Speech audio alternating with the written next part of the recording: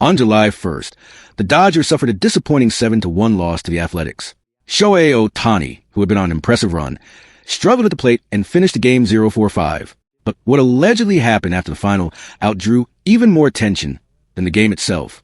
According to reports, tensions flared near the Dodgers' dugout moments after the Athletics celebrated their victory.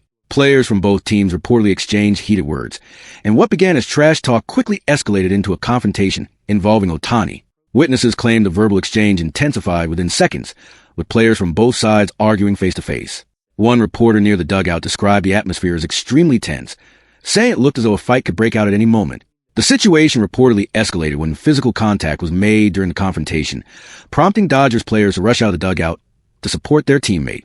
Athletics players immediately responded, leading to a chaotic scene filled with pushing, shoving, and players attempting to separate one another. Coaches, security personnel, and the umpiring crew quickly stepped in to prevent the situation from getting worse. Despite their efforts, emotions remained high as several players continued shouting at each other before eventually being pulled apart. Once order was restored, Ohtani was escorted back into the Dodgers' dugout, while players from both teams were separated. According to the report, the umpires documented the incident and prepared a report from Major League Baseball.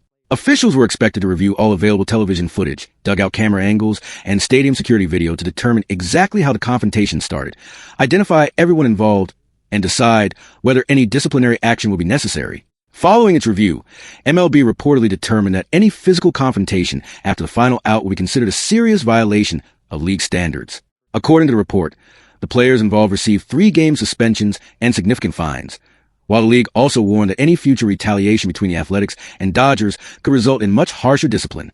An MLB spokesperson emphasized that baseball has no place for post-game violence, stating that while intense competition is part of the sport, harassment, intimidation, and physical altercations after the game are unacceptable. The Dodgers later maintained that their players rushed onto the field to protect Shohei Ohtani and support a teammate. At the same time, the organization acknowledged that emotions escalated quickly and instructed its players to let Major League Baseball handle the matter through its disciplinary process. The reported incident immediately sparked debate across the baseball world. Some fans believed the punishment was too lenient for what they viewed as a deliberate confrontation, while others feared the rivalry between the two clubs could become even more heated in future meetings. As a result, the Athletics' victory was almost overshadowed by the controversy, with discussions about sportsmanship, respect, and player conduct dominating headlines long after the final out. Meanwhile, attention quickly shifted back to the action on the field during the third game of the series, where all eyes were on Shohei Ohtani's first career matchup against rookie Athletics pitcher J.D. Dizon. Entering the game, Ohtani had never faced Dizon before, giving the young right-hander a slight advantage. During their first meeting in the opening inning, Dizon displayed impressive composure by mixing his pitches and changing speeds effectively. After getting ahead in the count, he finished the at-bat with a well-placed changeup that induced a routine ground ball to second base, retiring Ohtani at first. The Dodgers threatened immediately afterward. Andy Pages doubled into left field before Freddie Freeman and Kyle Tucker each drew walks, loading the bases with 2 outs. However, Tommy Edman grounded out to first base, ending the inning and allowing the Athletics to escape without damage. Ohtani returned to the plate in the second inning with 2 outs and a runner aboard. This time, Dizon attacked him differently, repeatedly working the inside part of the plate before finishing the sequence with sharp sinking fastball.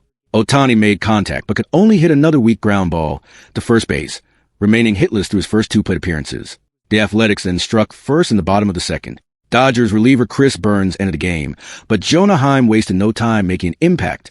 On the very first pitch he saw, Heim drove a deep fly ball over the center field wall for a solo home run, giving Oakland a 1-0 lead. The Dodgers answered in the top of the third thanks to Freddie Freeman.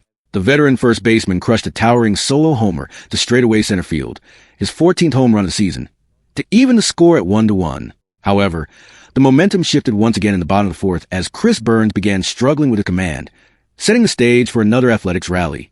Chris Burns opened the inning with a walk before allowing a hard hit ball into the outfield gap. Just moments later, the Athletics had runners on second and third with nobody out, putting the Dodgers under immediate pressure. Lawrence Butler then hit a ground ball to shortstop. Although Los Angeles recorded the out, they couldn't stop the runner from crossing home plate, extending the Athletics' advantage and shifting the momentum firmly in the home team's favor. The Athletics weren't done yet. They continued to capitalize on Burns' struggles, as Henry Bolt ripped a sharp single into center field to drive in another run. With the offense clicking on all cylinders, the home side steadily built a comfortable lead, while the Dodgers searched for answers. The 5th inning brought more frustration for Los Angeles. The coaching staff decided to leave Burns on the mound, hoping he could settle into the game.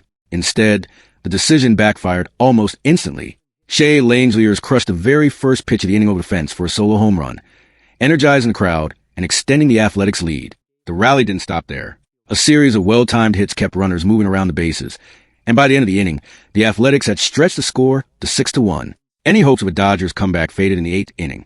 Still on the mound, Burns watched Aledmys Diaz launch a 2-out solo homer deep into the stands, making it 7-1, and putting the game completely out of reach. The Dodgers had one final opportunity in the 9th. With 2 outs and a runner in scoring position, Shohei Ohtani stepped into the batter's box looking to spark one last rally. But the Athletics pitcher stayed composed, painting the corner with a called third strike to end both Ohtani's night and the game. When the final out was recorded, the Athletics celebrated an impressive 7-1 victory, while the Dodgers were left searching for answers after their offense managed just a single run all night. The defeat snapped Los Angeles' 4-game winning streak and served as a reminder that there is still plenty of work ahead as the long MLB season continues.